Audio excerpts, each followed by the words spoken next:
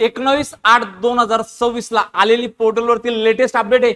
Notice मध्ये काय दिले सविस्तरपणे जाणून घेऊया. नोटीस नंबर 10 आहे बघा, नीट यूजी साठी.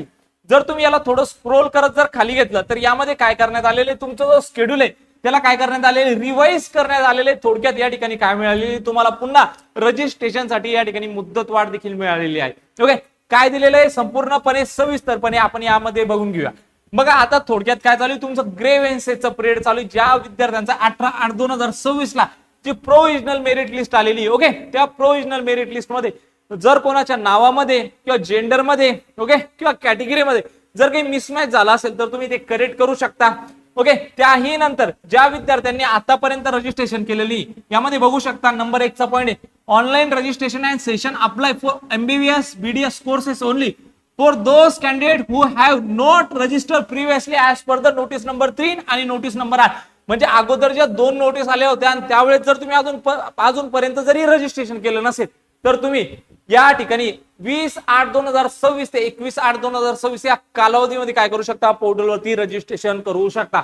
रजिस्ट्रेशन केल्यानंतर 1,000 रुपये पेमेंट करावं लागणार आहे. 20/8/2026 ते 21/8/2026 या कालावधीमध्ये काय असणार तुमचं ते पेमेंट असणार आहे. ओके, त्यानंतर तुम्हाला काय करायचे, uploading and submitting of colour scan copy of all original document on portal. म्हणजे तुम्हाला जे काही रिक्वायर्ड डॉक्युमेंट असतील त्यांना स्कॅन करून पोर्टलवरती काय करायचं आहे, अपलोड करायचं आहे. मग 20/8/2026 ते 21/8/2026 या कालावधीमध्ये तुम्ही काय करू शकता, अपलोड करू शकता. ओके, त्याही नंतर candidate who had failed to upload the document earlier can upload the original colour scan document during this period. Candidate need to click submit after uploading of all document. म्हणजे ज्या विद्यार्थी पहिल्यांदा त्यांचे काय केलेले होते, डॉक्युमेंट अपलोड केलेले नव्हते, ओके, ते या ठिकाणी काय झालेले होते, फेल झाले होते. कोणाकडे मेडिकल फिटनेस सर्टिफिकेट नव्हतं. एक मुलगी होती, आज या ठिकाणी तिने आमच्याकडे काउन्सिलिंग जॉईन केली. अगोदर तिने काय केलं होतं, पूर्ण रजिस्ट्रेशन केलेलं होतं आणि त्याच्यात मेडिकल फिटनेस सर्टिफिकेट नव्हता. मुलीचं नाव रिजेक्ट लिस्ट मध्ये आलं, तर ती मुलगी पण आता काय करू शकते, तिचं तो डॉक्युमेंट या ठिकाणी अपलोड करू शकते.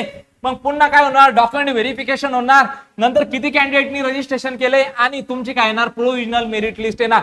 तर ही सगळी प्रोसिजर ही असणार आहे डॉक्युमेंट व्हेरिफिकेशनची, प्रोव्हिजनल मेरिट लिस्ट आणि किती लोक रजिस्ट्रेशन करताय हे 23/8/2026 ला येणार आहे. ओके, पुन्हा एकदा काय येणार या ठिकाणी तुमचा SML येणार.